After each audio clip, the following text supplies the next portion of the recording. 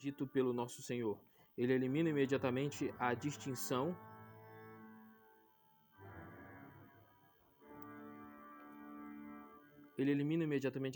entre judeus e gentios quanto à sua posição diante de Deus e de sua santa lei. Ele diz: todo é escravo do pecado. Todo pontinho é escravo do pecado. O sujeito é qualificado como o que comete pecado, o poion ten amartian. Isto é, que pratica continuamente o pecado, é um presente contínuo que pode ser traduzido que vive em pecado. O texto de 1 João 3,6 explica a força contínua do presente. Um pecador assim não viu o Senhor nem o conhece. João não ensina que é possível viver sem pecar, longe disso. Veja 1 João 1,8. Mas quem constantemente erra o alvo da glória de Deus, o uso da diamartanontes na Septuaginta, em Juízes 20:16, e se deleita nisso, definitivamente é um transgressor da lei de Deus. 1 João 3,4. Um homem assim é chamado aqui de escravo do pecado. Romanos 6,16, 2 Pedro 2,19. Ele é um escravo, pois foi vencido e tornado cativo por seu mestre, o pecado, e é incapaz de se libertar deste domínio. Ele está verdadeiramente tão acorrentado, de fato ainda mais acorrentado, quanto o prisioneiro com um anel de ferro ao redor de sua perna, o qual é ligado a uma corrente cimentada na parede da masmorra. Ele não pode romper a corrente. Pelo contrário, cada pecado que ele comete a deixa mais apertada, até que por fim ela o destrói completamente. Esse é o quadro que Jesus descreve acerca dos pecadores, tal como são em sua natureza. Os judeus se consideram homens livres, na verdade são escravos sem qualquer liberdade, são prisioneiros acorrentados. 35:36. Ora, o escravo não permanece na casa permanentemente, mas o filho permanece permanentemente. Se, portanto, o filho os libertar, vocês serão livres, de fato. Jesus estava descrevendo seus inimigos como escravos sem correntes, sem liberdade verdadeira. Agora, mudando levemente a figura, ele lida com outro aspecto dessa condição de escravidão. Um escravo pode usufruir dos privilégios de sua casa, de seu mestre por um tempo, mas não para sempre. A qualquer momento ele pode ser dispensado ou vendido. Os judeus devem considerar isso, pois se orgulham de sua descendência de Abraão. Terminou a antiga dispensação com seus privilégios especiais para Israel. Os verdadeiros filhos de Abraão ficarão em sua casa e usufruirão de seus privilégios permanentemente, mas os escravos de Abraão serão expulsos, como Agar, Gálatas 4:21-31. Somente um filho usufrui da liberdade, portanto, se o Filho de Deus, veja o comentário sobre 1:14, os libertar, estes verdadeiramente serão livres. A sentença condicional deixa a responsabilidade com eles, mas a ação de os libertar, com Jesus, a expressão verdadeiramente sereis livres provavelmente se refere ao fato de que a liberdade dada por Cristo é a única liberdade real. É a liberdade da escravidão do pecado, em contraste com a liberdade que os judeus consideravam ter, como a da servidão a ídolos ou das trevas do politeísmo pagão. B. É sempre uma liberdade mais. Quando um réu é declarado inocente, ele fica livre. Da mesma forma, quando um escravo é emancipado, ele fica livre. Mas o juiz ou o emancipador não adotam usualmente o indivíduo livre como seu próprio filho. No entanto, quando o filho liberta alguém, ele será realmente livre, alegrando-se na liberdade gloriosa da filiação. E como o filho liberta alguém, resposta 18:12, Isaías 53:5, 2 Coríntios 3:17, Gálatas 4:6-7. 37. Eu sei que vocês são a descendência de Abraão. Jesus continua a falar ao mesmo grupo de pessoas do verso precedente. Veja o comentário sobre 8, 30 e 31. Ele admite que, no sentido físico, eles são a descendência de Abraão. Porém, esse relacionamento que lhes dava tantas vantagens, veja Romanos 3:1, só serviu para aumentar a responsabilidade deles. Amós 3:2. Destacou ainda mais claramente em toda a sua atrocidade a atual atitude pecaminosa deles para com o Cristo de Deus. Por isso Jesus continua: mas vocês estão procurando me matar. A descendência de Abraão procurava matar exatamente aquele que Abraão previu com alegre antecipação. 8:56. Os judeus realmente estavam empenhados em matar Jesus. Isso fica evidente nas seguintes passagens, 5:18 e etc. Nota-se um desenvolvimento progressivo no Evangelho de João desse plano de matar Jesus, como já demonstramos na seção 1 da introdução. Ponto 5 é: ao enfatizar aqui que a própria descendência de Abraão procura matá-lo, Jesus começa a lhes mostrar que, afinal de contas, Abraão não é o pai deles no sentido espiritual. Quem então são os verdadeiros filhos de Abraão? Todos os crentes verdadeiros. Veja Romanos 4:11 e 12, Gálatas 3:7 e 29. Sem dúvida, Jesus não declara isso explicitamente, mas essa verdade proclamada por Paulo está claramente implícita nas palavras do Senhor. Porque os judeus procuram matar Jesus? A resposta é: porque as minhas palavras não acham lugar em vocês. Os planos de homicídio ocupam tanto espaço no coração destes judeus que não sobra espaço para as palavras de Jesus. Capa, assim aqui assim, aqui se usa o verbo corei, não é cara, não é capa, né? Cara. Assim, aqui se usa o verbo corei para as palavras de Jesus. Aqui temos outro exemplo de dotes. O significado real é: vocês rejeitam completamente a minha palavra. 38. As coisas que vi ao lado do Pai eu falo, e assim também as coisas que vocês ouviram ao lado de seu pai vocês fazem. Brevemente, o significado é o seguinte: letra A. Há um contraste entre meu pai e vosso pai. O meu pai e o pai de vocês não são o mesmo. O meu pai é a primeira pessoa da Trindade, o de vocês é pontinho. Que vocês descubram a resposta. Daqui a pouco Jesus lhes dirá quem é o verdadeiro pai espiritual deles. 8:44. B. Há um contraste entre o meu relacionamento com o meu pai e o relacionamento de vocês com o seu pai. Junto de meu pai, pois eu estava na presença dele por toda a eternidade. Veja também 1:14, etc. Não apenas ouvi, mas vi certas coisas junto do pai de vocês, pois vocês estão bem perto dele. Vocês ouviram alguns sussurros, por exemplo, a instigação para me matar. C. Minha ênfase no presente está em falar, o verbo é lalo. O que vi, eu sou o grande profeta que veio revelar a vontade do Pai.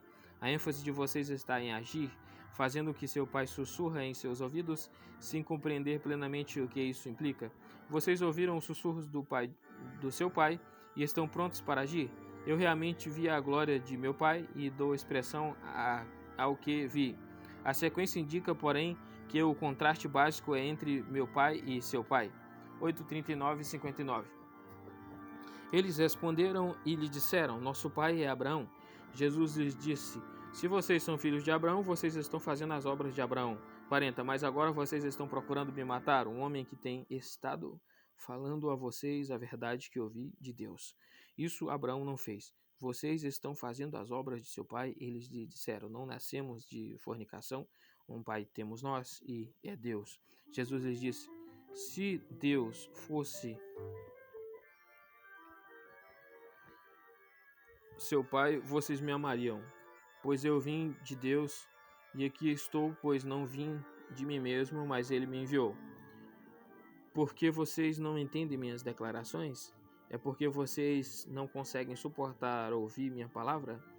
Vocês são do seu pai, o diabo, e desejam cumprir os desejos de seu pai. Ele foi assassino desde o princípio e não tem permanência na verdade, pois não há verdade nele. Quando ele mente, fala de si mesmo, pois é mentiroso e o pai da mentira. Mas porque eu digo a verdade, vocês não creem em mim. Quem de vocês me convence de pecado? Se eu falo a verdade, porque vocês não creem em mim?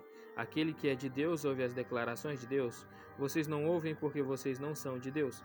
Os judeus responderam e lhe disseram: não estamos corretos em dizer você é samaritano e tem um demônio? Jesus respondeu: eu não tenho um demônio, pelo contrário, estou honrando meu Pai, mas vocês estão me desonrando. Mas eu não procuro minha própria glória, aquele que a busca e julga. Muito solenemente lhes asseguro, se alguém guardar a minha palavra, certamente nunca verá a morte. Os judeus lhe disseram: agora sabemos que Você tem um demônio? Abraão morreu como morreram os profetas, mas você diz: se alguém guardar a minha palavra, certamente nunca provará a morte. Certamente você não é maior que nosso pai Abraão, que morreu, é?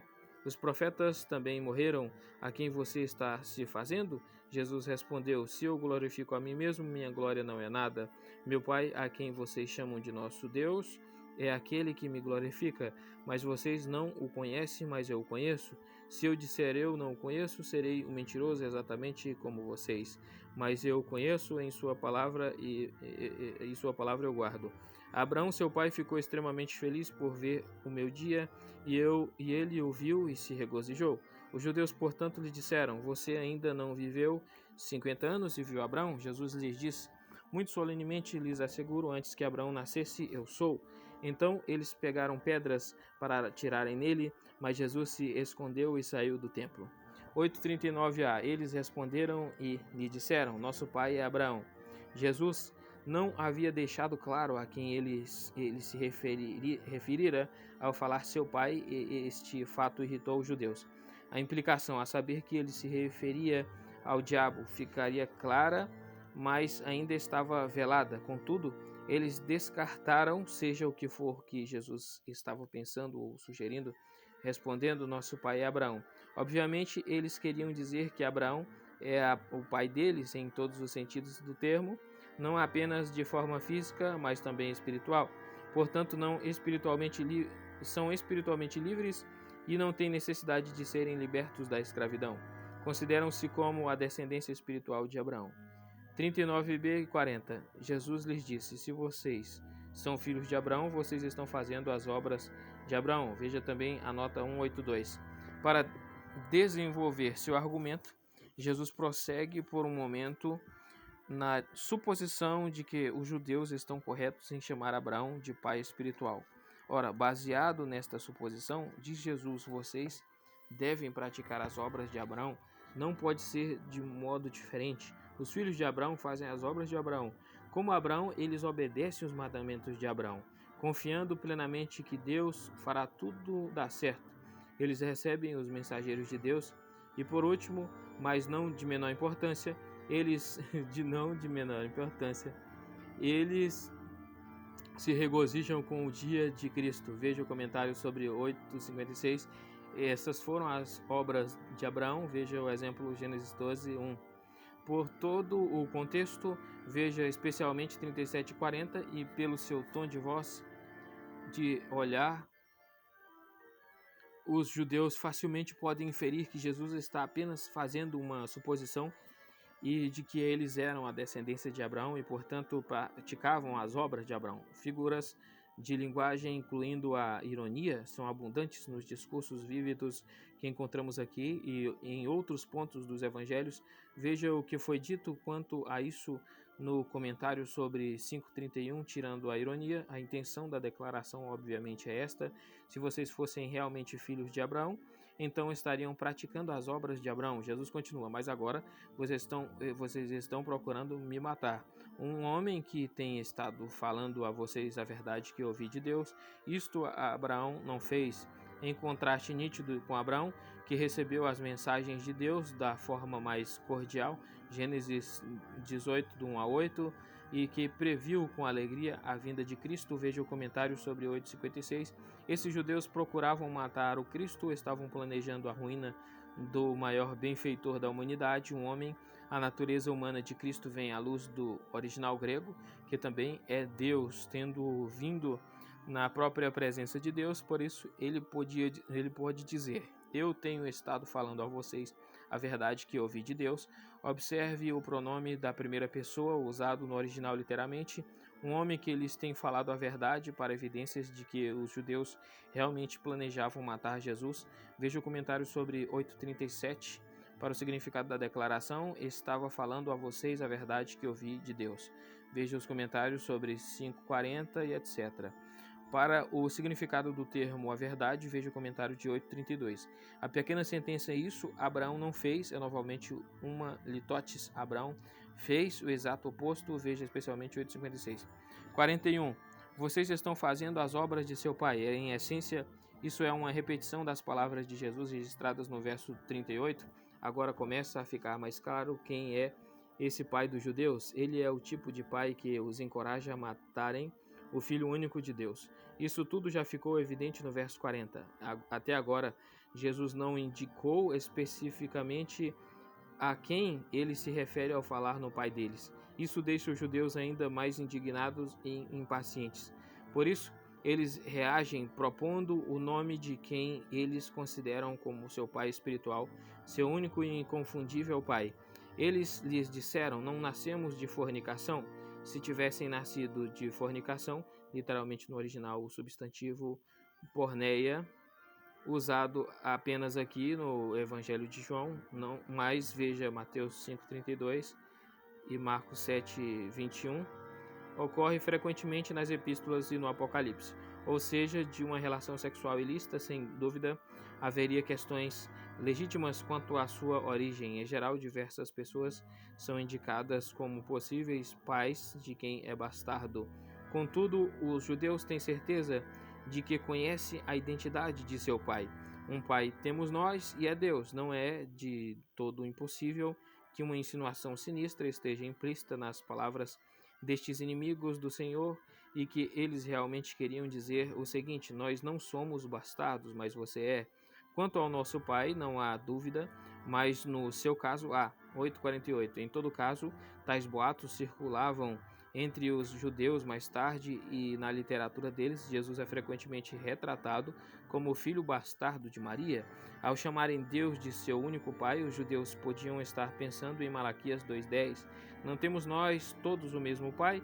Não nos criou o mesmo Deus? 42. Jesus lhes disse: se Deus fosse o seu pai, vocês me amariam, pois eu vim de Deus e aqui estou, pois não vim de mim mesmo, mas ele me enviou. Assim, Jesus destrói a reivindicação dos judeus. As próprias ações e atitudes deles desmentem sua jactância. Se Deus fosse o verdadeiro pai espiritual deles, obviamente eles o amariam. Amando, eles também amariam seu filho, Jesus. Mas eles odeiam a Jesus, portanto também odeiam o pai e não são filhos verdadeiros dele. O melhor comentário a esta primeira parte da resposta de Cristo está em 1 João 5,1. Veja também um comentário sobre 7,17 ao 18, sobre os elementos da experiência cristã. Não cremos que as palavras eu vim de Deus e as palavras e que aqui estou devem ser separadas, de forma que a primeira expressão se refira à encarnação de Cristo e a última à sua missão messiânica. Ambas, sem dúvida, referem-se à sua missão ou comissão. Porém, isso é claro, não se concebe a partir de sua encarnação. Além disso, fundamental a ambas é a geração eterna do Filho pelo Pai. Ora, na encarnação, Jesus veio de Deus para cumprir sua tarefa mediadora na terra, mas o contato entre aquele que enviou e o enviado permanece intacto. Este ainda representa o Pai de forma verdadeira e completa em tudo o que faz. Portanto, lemos aqui estou. O Filho não é um embaixador do tipo que precisa voltar ao seu país e aos seus superiores para receber novas instruções e ver se perdeu talvez o contato real com as opiniões e atitudes de quem o enviou. Para o sentido de eu vim de Deus ou do céu, veja também o comentário sobre 6,41, em que se analisam as delicadas nuances de sentido dos diferentes tempos verbais. Os judeus estavam sempre considerando Jesus como um impostor, alguém que viera por si mesmo ou por sua própria vontade. Veja o comentário sobre 7,28. Jesus novamente nega enfaticamente isso ao declarar: não vim de mim mesmo. As palavras ele me enviou não são explicadas pelo paralelismo eu vim de Deus. Veja acima, veja também os comentários sobre 1,6 e etc. 43. Por que vocês não entendem minhas declarações? É porque vocês não conseguem suportar minha palavra. Os judeus deram repetidas indicações de obtusidade espiritual, isso é, particularmente marcante neste capítulo, como se evidencia em 8,27 e nas muitas perguntas estúpidas que constantemente faziam. Eles perguntaram: onde está seu pai? 8,19.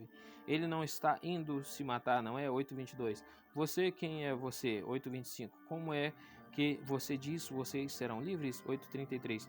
Além disso, isso se evidencia particularmente em não compreenderem a quem Jesus se referia ao falar sobre o verdadeiro pai espiritual deles. A linguagem que Jesus usa, seus termos e expressões, toda a sua fala, lalia ou modo de falar o mistério para eles. É um mistério para eles. Eles não a compreendem. Para o significado do verbo, veja os comentários de 1:10, etc. Jesus explica esta estupidez espiritual. Ela surge porque eles são incapazes de ouvir sua palavra, ton logon, isto é, sua mensagem. No contexto atual, fica evidente que Jesus os considera responsáveis por essa incapacidade. Por isso, as palavras não conseguem significam não conseguem suportar. A vontade deles é má, como se demonstra no próximo verso. A pergunta e sua resposta não formam uma tautologia, pelo contrário, a resposta explica a razão para o fato declarado na pergunta. O texto pode ser parafraseado assim: por que vocês não reconhecem o sentido de minhas expressões, como indicam claramente suas constantes perguntas, exclamações e insultos? É porque, em razão de sua má vontade, vocês não suportam ouvir a verdade transmitida por estas expressões. A mente deles está nebulosa por causa do preconceito. Vocês não podem. Veja 3:35, 5:44 e 6:44 e agora também 8:43. Este é o triste estado do pecador, especialmente daquele que se endurece contra os oráculos de Deus. 44. Vocês são do seu pai, o diabo, e desejam cumprir os desejos de seu pai. De repente, Jesus fala abertamente, ou seja, ele não mais insinua, mas denomina diretamente o pai deles. A palavra agora proferida cai como uma bomba. Vocês são do seu pai, o diabo. Mateus 13:38, 23:15, 1 João 3:8, Apocalipse 12:9. Sem dúvida, fisicamente, esses judeus são filhos do diabo. A propósito, observe-se que a tradução "vocês são os filhos do pai do diabo" é obviamente tão estranha ao contexto que nem merece comentários adicionais. Jesus não só faz essa acusação, mas a comprova. A identidade das paixões e desejos interiores estabelece a descendência espiritual. Pera aí, como que tá no grego que tá dizendo aqui?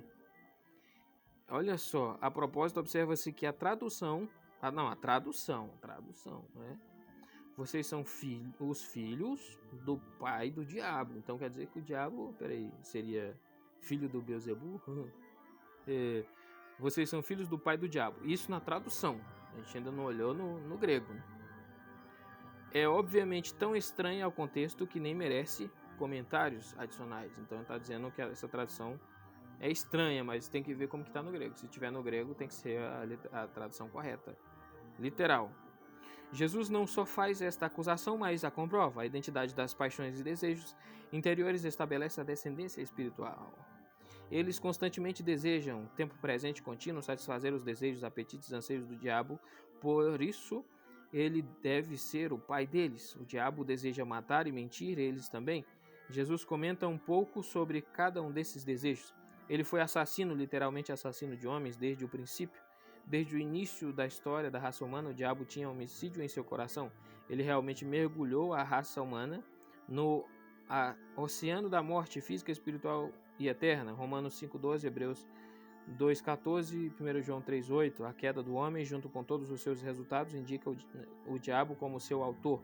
E nele não tem permanência na verdade, pois não há verdade nele. Foi por meio de uma mentira que o diabo trouxe a morte. Gênesis 3:1-4. Assim, Jesus conecta os dois. O diabo é tanto assassino quanto mentiroso.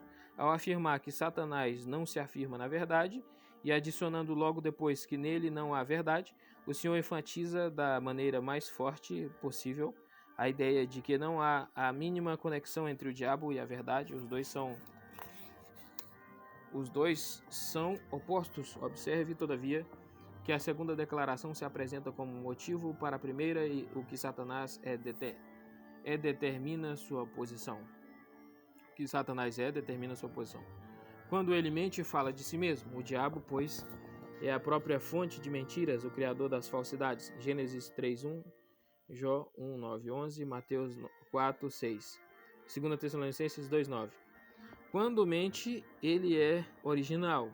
Quando não mente, Atos 16:16, ele cita ou até plagia, mas mesmo aí ele dá um contexto falso às palavras emprestadas, de forma a criar uma ilusão. Ele sempre se esforça a mentir e enganar e faz isso para matar, pois é um mentiroso e o pai da mentira. Podemos traduzir assim: pai dela, isso é, da mentira, ou assim, pai dele, isto é, pai do mentiroso. Porém, o contexto lógica aqui favorece a primeira opção. Como fica bem evidente nessa passagem inteira, Jesus crê que o diabo realmente existe e exerce uma influência tremenda na terra. Para o nosso Senhor, o príncipe do mal não era um produto da imaginação, mas uma repugnante realidade. 45. Mas porque eu digo a verdade, vocês não creem em mim. O termo a verdade é usado aqui no sentido daquele universo de ideias que corresponde à realidade tal como revelada ao Filho pelo Pai. Veja 8:40. É a verdade referente às questões espirituais, tais como a depravação total do homem e sua incapacidade natural, o plano de Deus para a sua salvação, o envio do Filho para prover essa salvação, a punição daqueles que rejeitam o Filho, etc. O coração orgulhoso do homem não recebe bem essa verdade, pois ela revela seu caráter condenável e sua condição de perdição. Além disso, deve-se considerar que Jesus se dirige aos filhos daquele que é chamado de pai da mentira. Portanto, como Jesus fala a verdade, ele é rejeitado. Comentário sobre 8:43. 46 ao 47. Jesus antecipa a objeção deles. Você não fala a verdade, então não pode esperar que acreditemos em você. Porém, nesse caso, Jesus seria o pecador e eles deveriam ser capazes de provar isso. São capazes? Jesus diz: quem de vocês me convence de pecado? Convencer aqui significa acusar e então comprovar a acusação. A pergunta implica claramente não somente que Jesus não tinha consciência de pecado algum em si, mas também que ele não tinha realmente qualquer pecado. A conclusão inevitável, obviamente, é que ele sempre fala a verdade. O teólogo radical de nossos dias, inconsistentemente, ao proclamar em alta voz, por um lado, a perfeição moral de Jesus, mas por outro lado, rejeita suas reivindicações majestosas. Se Jesus não tem pecado, suas reivindicações devem ser aceitas. Qualquer outro caminho é positivamente perverso. Se eu falo a verdade, por que vocês não creem em mim? A pergunta os deixa em choque. Eles não têm uma resposta. A resposta verdadeira seria porque nós não somos de Deus. Aquele que é de Deus ouve as declarações de Deus. Tal como aqueles que são do diabo são inflamados com as paixões dele. 8:44. Assim também aqueles que são de Deus dão ouvidos às palavras dele, ao não ouvi-las. Os judeus provam também desse modo seu parentesco e sua descendência espiritual. 48.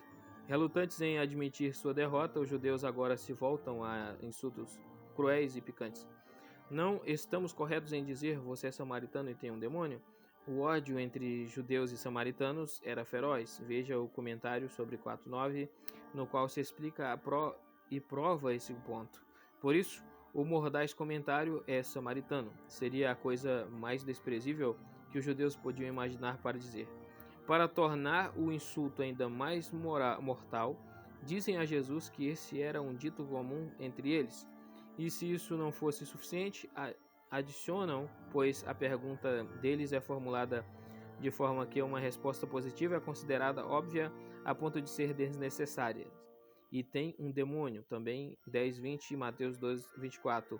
Um espírito maligno tomou posse dele e o leva a denunciar essas boas pessoas que não conhecem outro pai senão Deus. 49 e 51. Jesus respondeu: eu não tenho um demônio, pelo contrário, estou honrando meu Pai, mas vocês estão me desonrando. Jesus nega enfaticamente que os judeus tivessem o direito de reivindicar Deus como seu Pai. Essa negação não foi inspirada por Satanás, pelo contrário, veio à tona graças ao seu zelo pela honra do Pai. Afinal, os judeus estavam desonrando o Pai e ao chamarem Deus de seu Pai. 8:41. Um pai de tais filhos e ao acumularem insultos monstruosos contra o filho. 8:48. Eles também desonram o filho diretamente ao dizerem é samaritano e tem um demônio, e indiretamente ao desonrarem o Pai. Confira em 5:23. Todavia, não é necessário o Filho vindicar sua própria honra, pois o Pai tomará conta disso e fará um julgamento justo. Mas eu não procuro minha própria glória. Aquele que busca e julga pelo contrário, muito solenemente lhes asseguro.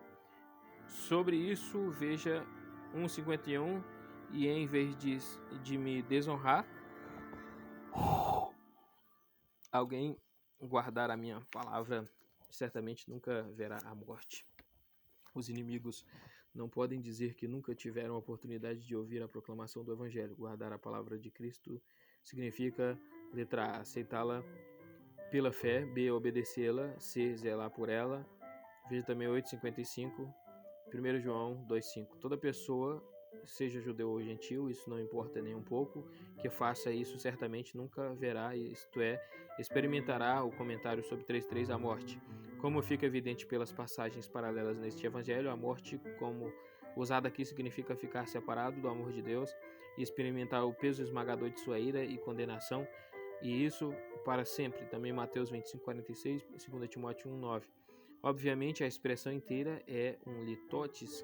O sentido real é que quem guarda a palavra de Cristo de fato verá a vida eterna e participará dela em toda a sua doçura e beleza, tal como descrita perfeitamente em 14:23, 17:3 e Apocalipse 3:20.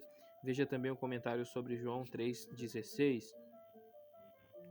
52:53. Os judeus lhe disseram: agora sabemos que você tem um demônio. Abraão morreu como morreram os profetas, mas você disse: se alguém guardar a minha palavra, certamente nunca provará a morte.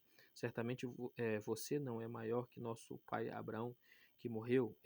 Os profetas também morreram, e a que você está se fazendo? Terrível insulto é agora repetido com mais ênfase. Tornou-se uma zombaria perversa e exultante. Agora sabemos que você tem um demônio.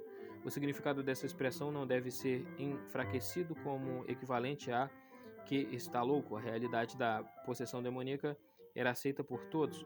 Novamente, como muitas vezes se fez anteriormente, o sublime pronunciamento de Cristo 8:51 recebe uma interpretação terrena e bem literal, como se ele tivesse falado sobre a morte física. Eles disseram: Abraão morreu como morreram os profetas. A biografia de cada um desses grandes homens termina com o conciso comentário: e morreu. Parece que ouvimos o eco de Gênesis 5, e morreu, e morreu, e morreu. É claro, mesmo no plano meramente físico. Há também Gênesis 5:24 e 2 Reis 2:11. E esses profetas, Enoque e Elias, não morreram nem mesmo fisicamente.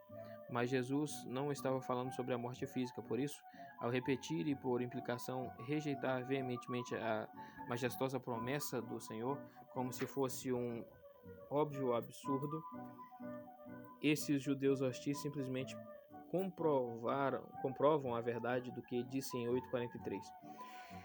A pergunta certamente: você não é maior que nosso pai Abraão, que morreu? Lembra imediatamente uma pergunta similar que veio dos lábios da mulher samaritana 4:12. Contudo, logo depois, o coração dela deu uma resposta afirmativa à sua própria pergunta. Com eles foi diferente. O caso deles era de endurecimento progressivo. A quem você está se fazendo?